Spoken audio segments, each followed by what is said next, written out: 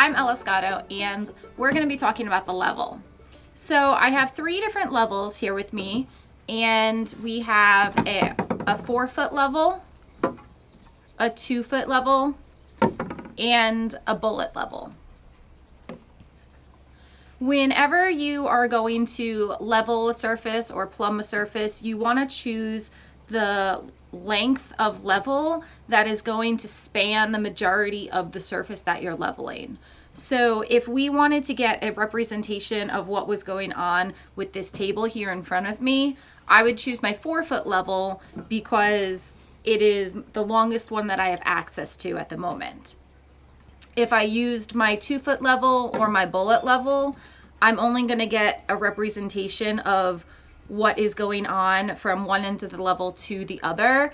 And so what's going on here at the middle of the table might be completely different from what's going on from one end to the other. So I'm going to put these to the side for the moment.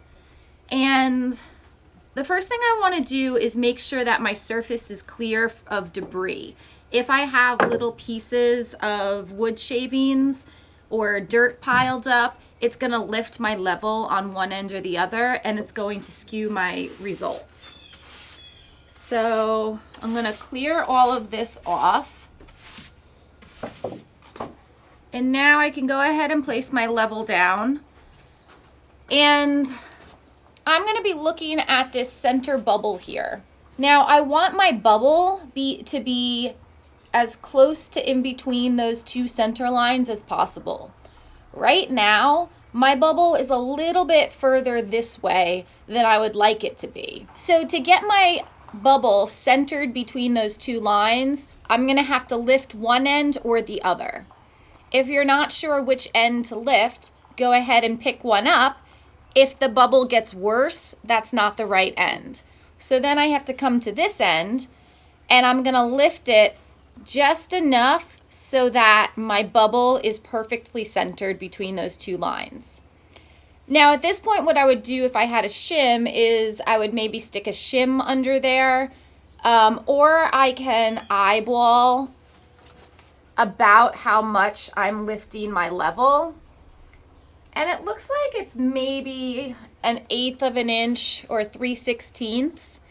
And so that's going to tell me that the amount that my table is dropping over 4 feet is going to be roughly 1/8 of an inch drop over 4 feet. So this horizontal bubble is measuring level. Level is in a horizontal plane versus this bubble at the top here is going to measure plumb.